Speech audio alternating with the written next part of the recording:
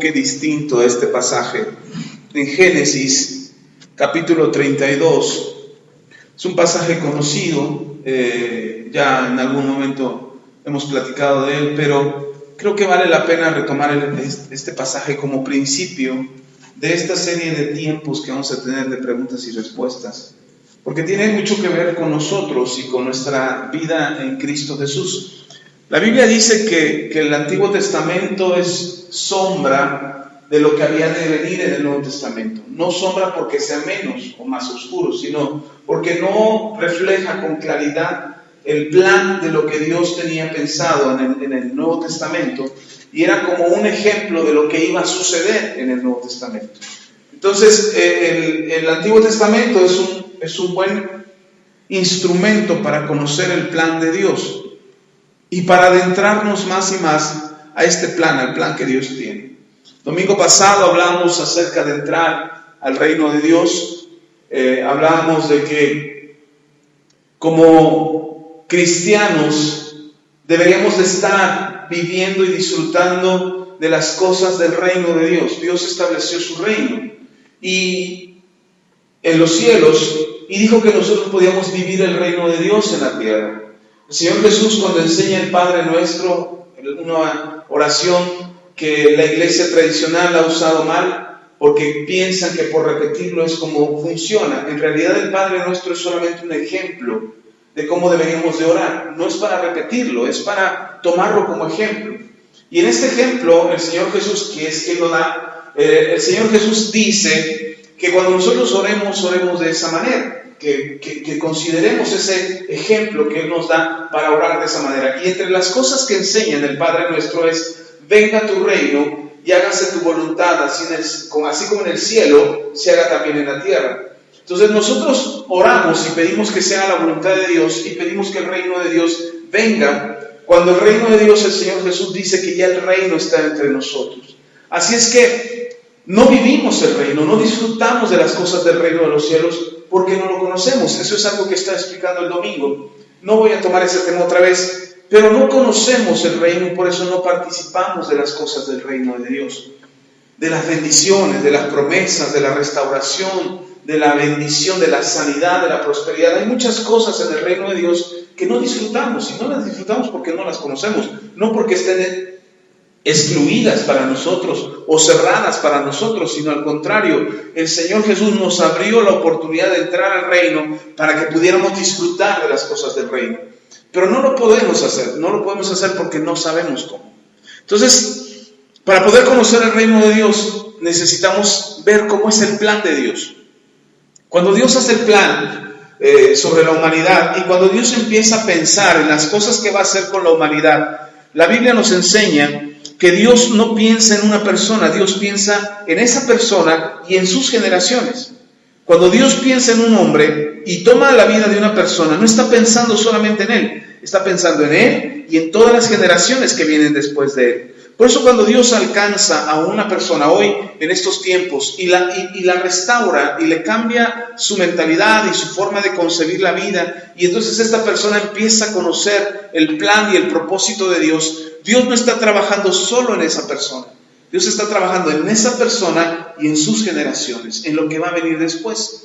Ejemplo de esto lo encontramos en Génesis. Génesis nos muestra la historia de un hombre llamado Abraham, a quien Dios le llama y le dice: sal de tu tierra y de tu parentela y ve a la tierra que te mostraré, ahí en el capítulo 12. Y Abraham le cree a Dios. De hecho, el libro de Hebreos nos dice que Abraham es considerado el padre de la fe porque le creyó a Dios, porque tuvo fe en Dios y su fe le fue contada por justicia. Entonces Dios toma a Abraham y escoge a Abraham, pero no solamente está escogiendo a Abraham, sino que está pensando en sus generaciones. De hecho, en la bendición que Dios hace sobre Abraham, le dice: engrandeceré tu nombre, te multiplicaré, te bendeciré y serás bendito entre todas las naciones. Por ti serán bendecidas las familias de la tierra. Piensa en un hombre, pero piensa en sus generaciones. Encontramos a Abraham. Abraham no ve cumplirse la promesa de Dios, no porque Dios falló, sino Dios mismo le dice a Abraham: no lo verás tú, pasarán 400 años para que tu familia pueda tomar esta tierra que yo te estoy dando hoy, que esta heredad que te doy hoy, vendrá 400 años después tus hijos, o más bien los hijos de tus hijos, vendrán y tomarán esta tierra. Abraham escucha esa promesa, cree esa promesa y vive esa promesa. Sin embargo, no lo ve. Abraham tiene 2 hijos. Esaú, que es hijo de una sierva, es un hijo que Dios no le había prometido. Es un hijo que se adelanta a Abraham y tiene este hijo, que no es el que Dios le prometió, pero después viene el hijo de la promesa, que es Isaac. Y aunque tiene Isaac, Abraham todavía no ve las multitudes de generaciones que Dios le prometió. Para algunos teólogos dicen que Abraham murió cuando ya estaban naciendo sus nietos. Es decir, cuando nacen Jacob y Esaú, que son los hijos de Isaac. Pero todavía no se ven las multitudes. Pero podemos ver que Dios considera a Abraham, sigue su hijo Isaac, y después de Isaac siguen 2 hijos, Esaú y Jacob. Pero todavía en Esaú y Jacob todavía no se está cumpliendo lo que Dios dijo que iba a hacer. Y a veces a nosotros el tiempo se nos va rapidísimo y decimos, bueno, ¿cuándo Dios lo va a hacer? ¿Cuándo Dios va a hacer lo que dijo? Incluso sus 2 hijos, pareciera que en lugar de hacer lo que Dios dijo que haría, hacen todo lo contrario. Esaú, por ejemplo, le hace pasar unos malos ratos a su mamá con las esposas que escoge, porque escoge mujeres que no eran bien portadas y mucho menos que tuvieran temor de Dios. Al contrario, eran idólatras, eran de otros pueblos, se casa con ellas, tiene hijos con ellas, tiene 12 hijos también, y empieza a crecer la descendencia de Abraham con Esaú, pero no es la descendencia que Dios espera. Y entonces Dios toma a Jacob, pero Jacob está haciendo lo incorrecto, engaña a su padre, sale huyendo de la casa de su padre, va a dar a la casa de su suegro, que no era su suegro todavía, pero Labán se convierte en su suegro, se casa pide una de las hijas, el suegro lo engaña y le dice, bueno, primero sale la mayor y después la menor, y se queda a trabajar con él otros 7 años, ya había trabajado 7 por la primera, pero lo hacen trabajar otros 7, y se queda a trabajar con él, y entonces hacen unos ciertos negocios con su suegro que de tal manera que Jacob es enriquecido.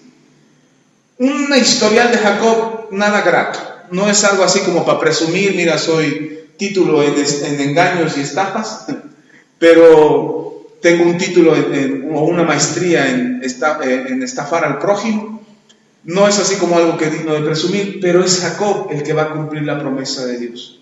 Y entonces en la Biblia encontramos, ahí en Génesis capítulo 32, cuando Jacob, después de un tiempo, decide regresar a la casa de su padre, él sabe que su hermano lo quiere matar, porque cuando salió huyendo, precisamente salió huyendo porque usurpa el lugar de su hermano, y toma la bendición que le correspondía a él, y el hermano se enoja tanto que lo quiere matar. Así es que Jacob sale huyendo, después de muchos años decide regresar, y cuando decide regresar, él sabe que su hermano todavía lo quiere matar.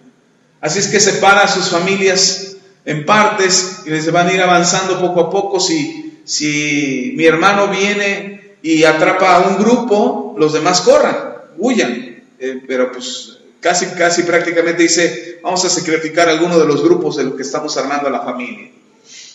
Así es que Jacob vuelve con su hermano, separa a la familia, está a punto de encontrarse, pero él sabe, hasta ese momento se da cuenta que necesita de Dios. Necesita el Dios de su padre Isaac, el Dios de su padre Abraham, necesita a Dios. Así es que separa a la familia, los manda por delante, manda regalos también por delante para recibir a su hermano. Jacob ha enriquecido, tiene muchas riquezas y toma un tiempo para buscar a Dios. Y es aquí, en este momento, cuando él se queda solo, ya adelantó a la familia, se queda del otro lado del río, y dice la Biblia en Génesis 32, versículo 22, dice, se levantó aquella noche y tomó sus 2 mujeres y sus 2 siervas y sus 11 hijos y pasó el vado de Jaboc. Los tomó pues e hizo pasar el arroyo a ellos y a todo lo que tenía. Así se quedó Jacob solo y luchó con él un varón hasta que rayaba el alba. Y cuando el varón vio que no podía con él, tocó en él el sitio del encaje de su muslo y se descoyuntó el muslo de Jacob mientras con él luchaba. y dijo: déjame porque raya el alba. Y Jacob le respondió: no te dejaré si no me bendices. Y el varón dijo: ¿cuál es tu nombre? Y él respondió: Jacob. Versículo 28 dice: y el varón le dijo: no se dirá más tu nombre Jacob, sino Israel, porque has luchado con Dios y con los hombres y has vencido. Entonces Jacob le preguntó y dijo: declárame ahora tu nombre. Y el varón respondió: ¿por qué me preguntas por mi nombre? Y lo bendijo allí. Y llamó Jacob el nombre de aquel lugar Peniel, porque dijo: vi a Dios cara a cara, y fue librada mi alma. Y cuando había pasado Peniel, le salió el sol y cojeaba de su cadera. Por eso no comen los hijos de Israel hasta hoy día del tendón que se contrajo, el cual está en el encaje del muslo, porque tocó a Jacob este sitio de su muslo en el tendón que se contrajo. Este pasaje es muy importante para nosotros los cristianos, porque de ahí nace la nación de Israel, la nación de donde nace nuestro Señor Jesús, y por el cual nosotros tenemos salvación. Nosotros bendecimos a la nación de Israel no porque tengamos miedo al castigo de Dios, sino más bien porque dice la Biblia que si nosotros bendecimos a Abraham y a sus hijos, nosotros también seremos bendecidos. Así es que por eso bendecimos a Israel, oramos por la nación de Israel, oramos por el pueblo de Israel, para que ellos sean bendecidos, conozcan la salvación, conozcan a Jesús, sean salvos también y reciban de la gracia de nuestro Señor. Y de esa manera nosotros también somos bendecidos. Pero dice este pasaje que Jacob toma la decisión de adelantar a su familia, se queda él solo y se encuentra con un varón. Dice varón, no dice un ángel. Pero los teólogos han llegado a la conclusión que no se podía tratar de otra cosa más que de un ángel. No podía ser cualquier persona, no podía ser cualquier varón. No es que Jacob era un broncudo y quería pelearse con cualquiera que se encontraba, sino que se encuentra con este varón y se da cuenta Jacob que él es diferente, que hay algo en él que necesita eso Jacob para poder enfrentar a su hermano. Así es que se aferra a él, se sujeta de él y le dice: no te soltaré hasta que no me bendigas. El ángel trata de pelear con él para soltarse, no logra zafarse. Estaba muy aferrado Jacob y este varón le toca el encaje del muslo con la cadera y le descoyunta la cadera. Así es que queda suelta prácticamente su pierna, se contrae el tendón y ya no puede caminar igual. Algunos teólogos dicen que como si se le hubiera hecho más corta la pierna, así es que por eso cojeaba. Otros dicen que no, que la arrastraba porque se le había prácticamente zafado, descoyuntado la pierna. Entonces, como quiera que sea, el ángel le dice: dime tu nombre. Cuando le dice dime tu nombre, no solamente le está preguntando por qué no supiera cómo se llama Jacob, sino le está preguntando quién eres, qué ha sido de tu vida, qué te dedicas, cómo te comportas, cómo ha sido tu historia. Y Jacob, cuando le dice soy Jacob, está reconociendo todo lo que él es. Y el ángel le dice: ya no será tu nombre Jacob, sino será Israel. Está cambiando la naturaleza a Jacob. Y Jacob ya no es el mismo después de eso. Y para dar testimonio de que no es el mismo, que ya cambió, que ahora es otra persona, queda como testimonio el muslo descoyuntado. Y él cojea y ahora camina cojeando porque su muslo ha sido descoyuntado, como testimonio de que ha sido tocado y que ya no es el mismo. ¿Qué tiene que ver esto con nosotros? Cuando nosotros venimos a Dios, también somos confrontados. Somos confrontados con lo que somos, con lo que hemos hecho, cómo nos hemos comportado, cuál es nuestra historia. Y Dios nos dice: ¿cuál es tu nombre? Y cuando nosotros decimos cuál es nuestro nombre, Dios lo que está haciendo es confrontarnos con realmente qué hay en nuestro corazón. Y la intención de Dios de confrontarnos no es avergonzarnos, sino transformarnos, cambiarnos por completo. Y es ahí donde nosotros tenemos que ver.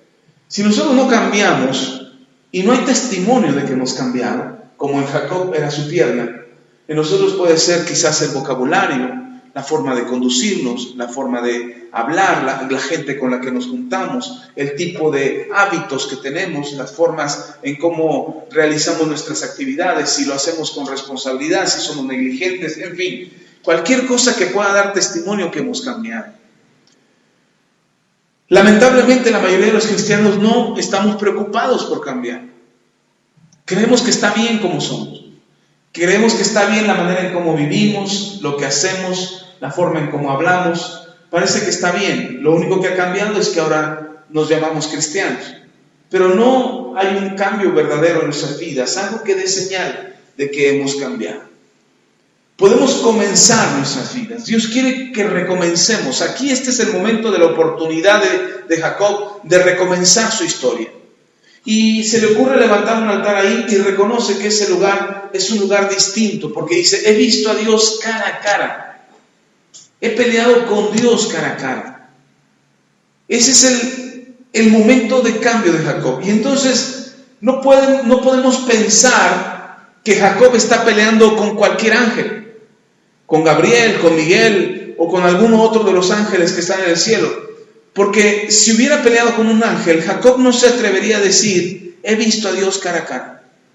Diría, he visto un ángel, he visto un ser celestial, he visto un ser del cielo, porque antes ya los había visto. Antes en un lugar llamado Betel, donde él se había recostado para dormir, él vio una escalera que subía del cielo y bajaba por ahí ángeles que iban a la presencia de Dios y descendían a la tierra por esa escalera. Y él vio los ángeles, entonces él hubiera dicho, son ángeles, o es un ángel con el que peleé, pero no dice un ángel, dice Dios. Ahora, no es Jehová Dios quien vio, es a Jesús, sin ser Jesús todavía. Es decir, es al Cristo, al Mesías, al que ha de venir muchos años después, muchos siglos después vendrá a liberar a la humanidad del pecado. Pero por lo pronto tiene que restaurar a este hombre que anda perdido en su forma de vivir y en su forma de hacer las cosas, y viene el mismo Jesús a tocarlo, a cambiar su vida. Es el mismo Jesús que ustedes y yo tenemos. Es el mismo Jesús con el que nos encontramos. Es el mismo Jesús que quiere cambiar nuestras vidas y que quiere tocarla para que quede en nosotros testimonio de que Él ha tocado nuestras vidas. Es ese Jesús. Entonces, cuando nosotros pensamos que Jesús está tan distante de nosotros, es porque no hemos conocido el cambio y la transformación que Él quiere hacer en nosotros. Y no lo conocemos y no lo experimentamos porque creemos que solamente se trata de una religión. Pero aquí Jacob no está experimentando una religión, está experimentando un encuentro con Dios, un encuentro con Cristo, con el que se encuentra y se ve cara a cara. Si hubiera sido Dios Padre, no hubiera podido verlo cara a cara, hubiera caído muerto en ese momento. Como Moisés en uno de sus textos dice, está preocupado porque ha visto a Dios, y Dios mismo le dice, no me podrás ver cara a cara porque caerías muerto. Solamente te voy a permitir que veas la parte de atrás de mi presencia, pero no me puedes ver cara a cara. Isaías, cuando entra en la presencia de Dios, cae al piso y dice, oh, soy hombre muerto porque he visto a Dios. El mismo apóstol Juan en el libro de Apocalipsis siente que muere porque ha visto a Dios y siente que está muerto, y Dios le dice, no te preocupes, no vas a morir, tienes que llevar este mensaje del Apocalipsis. Así es que Jacob no se está encontrando con un ángel, ni tampoco se está encontrando con Dios Padre, se está encontrando con Cristo. Antes de venir a la tierra, antes de ser el hijo de María y de José, ya Jesús ya existía. Por eso María no es la madre de Dios, María es la madre de Jesús. María es la madre del niño nacido de su vientre, en el cual estaba depositado el Espíritu de Cristo, que es el que se encuentra Jacob. Y es este Jacob el que es transformado por la misma presencia, por encontrarse con Jesús cara a cara. Nosotros nos encontramos con Jesús todos los días. Él nos está esperando cuando tú oras, cuando lo buscas, cuando ayunas, cuando lees la Biblia, cuando vienes a la iglesia, te encuentras con Jesús. Pero tal pareciera que no somos cambiados. Jacob fue cambiado. En un solo encuentro con Jesús cambió.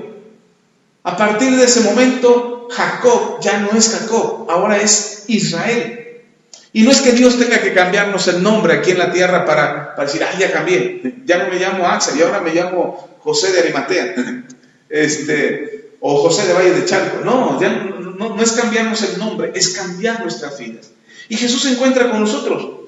¿Qué es lo que hace la diferencia para que Jacob sea cambiado por este encuentro con Dios y nosotros no seamos cambiados? La diferencia es el hambre de Jacob. Jacob tiene tanta hambre de ver un cambio en su vida que se aferra a este ser divino, se aferra tanto tanto que le dice: suéltame porque está a punto de amanecer, suéltame que ya tengo que irme. Y Jacob dice: no te suelto hasta que no me bendigas. Y se aferra, y no te suelto. Y el otro peleaba y peleaba, y este ser divino, con todo el poder y la capacidad espiritual que tenía, podía soltarse de un tirón. Pero ¿de qué manera se estaba aferrando este hombre, que no solamente provocó compasión en este ser espiritual, que no lo golpeó, no lo deshizo, no cayó fuego del cielo, no le dio un golpe y lo mandó volando por allá? No, tuvo compasión de él porque veía el hambre que Jacob tenía por esa bendición. Porque Jacob regresaba a casa, pero sabía que sin la bendición de Dios, él podría morir. Y no solamente él, sus hijos, sus mujeres, sus sirvientes, todos morirían, su ganado, todo lo que él tenía moriría. ¿Por qué? Porque él había traicionado a su hermano, lo había defraudado, lo había engañado, lo había timado, le había robado una bendición que ahora él sabía que esa bendición es lo que le había hecho crecer tanto. No podía enfrentar a su hermano de esa manera, necesitaba esta bendición. Nosotros a veces nos conformamos con solamente pedirle a Dios: bueno, ahí si quieres, ahí si puedes, ahí si te acuerdas, ahí si es tu voluntad. Y no nos aferramos hasta ver esta bendición que necesitamos en nuestras vidas. ¿Cuánto tiempo habrá estado Jacob sujeto a este ángel, a este ser espiritual? ¿Cuánto tiempo estuvo sujetado a Cristo? El necesario. El necesario hasta que le dijo: suéltame, no te suelto, suéltame, no te suelto hasta que me bendigas. Y entonces lo toca, lo confronta. ¿Quién eres? ¿Cómo te llamas? Jacob. Y Jacob representa todo lo que él había hecho. Para algunos teólogos el nombre de Jacob significa el que usurpa. De hecho, en la Biblia dice el que toma del calcañar. Porque cuando nacen Esaú y Jacob venía pescado del pie de su hermano, y así es que le ponen Jacob. Y porque eso significa el que toma del calcañar. Pero no solamente eso, sino que también significa el que usurpa, el que toma el lugar. Y eso fue lo que hizo cuando vino la bendición de Isaac para ellos. En lugar de que la bendición fuera para Esaú, su hermano, porque Isaac quería bendecir a Esaú, Jacob toma su lugar, usurpa el lugar. Cuando va con su suegro, en lugar de que su suegro fuera prosperado en el ganado, Jacob encontró una estrategia para poder ser prosperado él y no su suegro. Aunque su suegro fue prosperado por mano de Jacob también, pero era más prosperado Jacob. Y entonces cuando el Señor le pregunta: ¿quién eres? ¿Cómo te llamas? Le está confrontando con eso, con el que usurpa. Y entonces el Señor le dice: ya no será más tu nombre Jacob, ya no serás el que usurpa, ahora vas a tener tu propio lugar. Ya no vas a ocupar el lugar de otro, ya no vas a ocupar el lugar que no te corresponde, vas a ocupar el lugar que te corresponde. El lugar que te corresponde será Israel. Y Israel significa príncipe de Dios, o significa el que pelea del lado de Dios y sale vencedor. Ese es el nombre que le dan. Ese es un cambio. Jacob entiende que Dios le ha cambiado ahora la vida. Nosotros queremos la bendición de Dios, pero no nos aferramos tanto a eso. No anhelamos tanto la bendición, solamente queremos que Dios nos bendiga. Pero ¿qué tanto queremos su bendición? ¿Qué tan dispuestos estamos a aferrarnos a que eso pase? No importa que Dios te tenga que confrontar con lo que eres, no importa que Dios te tenga que confrontar con lo que haces. Es importante que podamos entender, que Dios nos va a confrontar para que reconozcamos quiénes somos y entonces cambiemos. Si no reconocemos quiénes somos, no vamos a cambiar. Si no reconocemos cuál es nuestra situación, en qué condición nos encontramos, cuáles son los hábitos, las costumbres, las tradiciones, las cosas que hacemos que a Dios no le agradan, si no lo reconocemos, no vamos a cambiar. No puedes cambiar algo si no te das cuenta que necesita cambiarse. No vas a poder mejorar tu vida a menos que quieras mejorarla. Y para eso necesitamos la bendición de Dios. ¿Cómo podemos hacer para alcanzar esa bendición? Como alguna vez escuché a un predicador que decía, esto decía el predicador, he escuchado a tantos cristianos decir que tienen hambre de Dios, pero se conforman con 5 minutos. Y decía este predicador, muéstrame tu hambre de Dios y te diré cuánto anhelas su presencia. ¿Qué tanta hambre tienes de Dios? Es lo que hace la diferencia. ¿Cuánta necesidad? Cuando todavía tenemos otra posibilidad de algo y lo que queremos hacer, pues lo vamos a intentar a ver si funciona, porque tenemos reservado algo más escondidas ahí, algo que nos pueda hacer sacar del apuro. En caso de que eso no funcione, siempre tendremos la tendencia a regresar. Siempre. Conocí un muchacho hace unos 2 años atrás que estaba vendiendo empanadas. Son como panes, para los que no saben, que nos escuchen en internet, son como pequeños panes que están abiertos por la mitad y rellenos de algo: arroz con leche, crema pastelera, algún merengue, cubiertos de azúcar. Generalmente esa harina se fríe y después se abre, y así es como se hacen las empanadas. Y este muchacho hacía empanadas, pero este muchacho venía de Hidalgo. Hidalgo no está tan lejos de aquí. No, Hidalgo no, Pachuca es Hidalgo, sí, de Pachuca, un pueblo cerca de Pachuca. Y se vino aquí al distrito a ver por su futuro.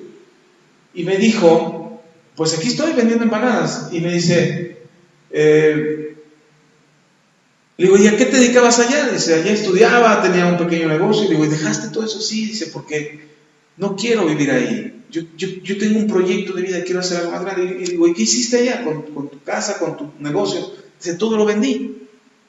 Lo vendí, le di una parte a mis papás de todo lo que yo había ganado, le di una parte a mis papás y el resto lo ocupé para venirme para acá. Y digo, pero no fue una locura. Dice, no, te deshiciste del dinero, te deshiciste de todas tus propiedades. Dice, sí, y tu dinero ya te lo gastaste. Dice, no, estoy pensando para invertir en un negocio. Me sostengo de lo que vendo de mis empanadas. ¿Y por qué no regresas? ¿Por qué vendiste tu negocio? ¿Por qué vendiste tu propiedad? Dice, porque si me la quedaba, tenía la posibilidad de regresar.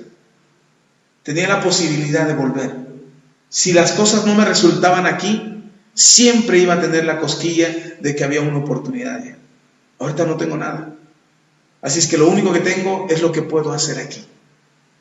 Y eso me gustó, porque cuando nosotros queremos buscar a Dios, buscamos a Dios siempre teniendo algo que nos hará volver. Y mientras tengamos algo que nos haga volver, lo vamos a buscar con poca hambre. Yo les he platicado, por algún tiempo viví en la calle. Me fui de mi casa, joven. Creí que me podía comer el mundo me comió a mí. Y entonces terminé en la calle. Y es muy feo tener hambre. Yo viví el hambre y yo era capaz de comerme lo que sea. Hoy tengo hambre todavía. O sea, me refiero, hay días en que no como nada. En la mañana, se me va el mediodía, llega la tarde y no he comido nada y ya tengo hambre. Pero siempre tengo la seguridad de llegar a casa y por lo menos encontrar algo de comer.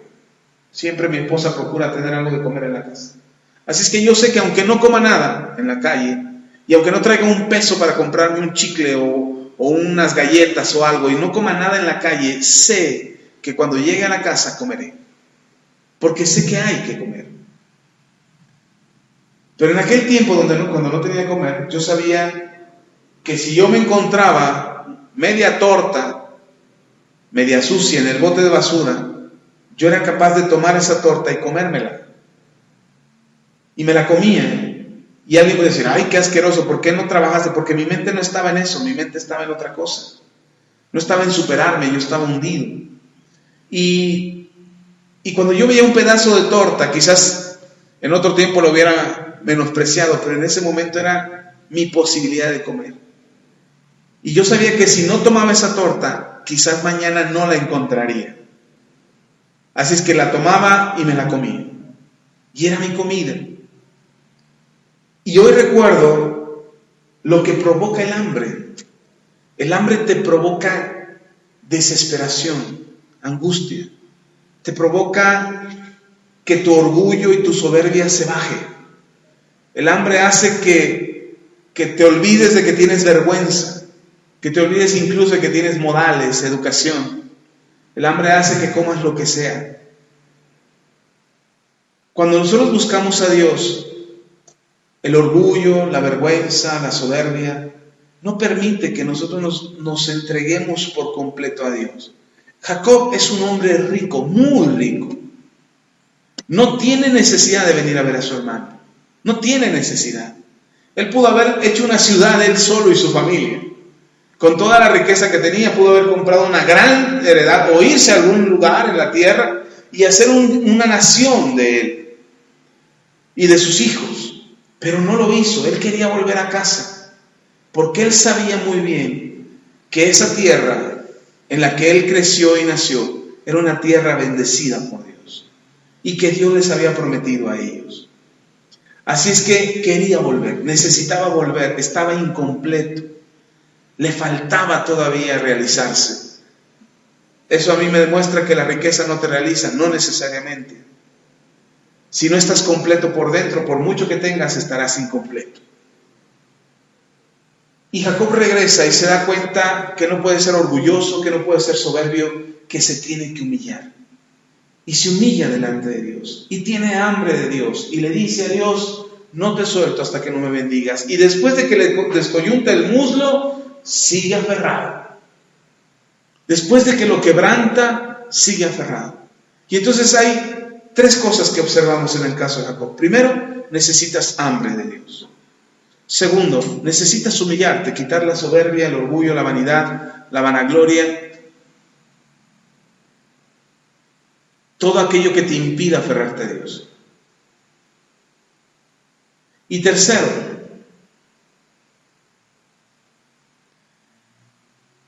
cuando Dios te quebrante, no salgas de su presencia. Jacob es quebrantado y a pesar del dolor que sentía por el descoyuntamiento de su pierna o de su muslo, a pesar de ese dolor, Jacob no se suelta. No te suelto hasta que no me bendigas. Tres cosas necesitamos para cambiar nuestra condición. Aferrarnos a Dios. ¿Cuánto tiempo se aferró Jacob? El necesario. Puede ser 1 hora, 2 horas, 3 horas, 10 horas. Dice que fue en la noche cuando los mandó por adelante. Apenas estaba oscureciendo, supongo. 6, 7 de la noche, 6 de la tarde, 7 de la noche. A esa hora que empieza a oscurecer los adelanta. Él se queda solo y desde ese momento hasta que casi amanece. Casi 12 horas en la presencia de Dios. Casi 12 horas. No digo que fueron 12 porque no sabemos el tiempo exacto, pero ponga usted que fueron 12 horas. De no te suelto hasta que no me bendigas. ¿Cuánto tiempo necesitamos? No les digo que 12 horas, pero sí es necesario hasta que Dios te confronte, hasta que Dios te quebrante. Y entonces, primero, aférrate. Segundo, humíllate. A Dios no se le busca con soberbia. Dice la Escritura que Dios resiste a los soberbios, pero da gracia a los humildes. Dice también la Escritura, el corazón contrito y humillado no desprecias tú, oh Dios.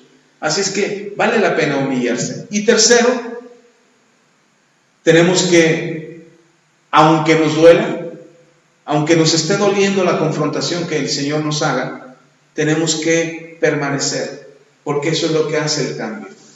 Y podemos ver la historia de Jacob, cómo Jacob es transformado, y a partir de Jacob, de lo que hoy conocemos como la nación de Israel, que es este Jacob, este hombre, es por él que se llama Israel la nación, es por él que de Israel vino nuestra salvación, es por este hombre que se aferró por ser transformado.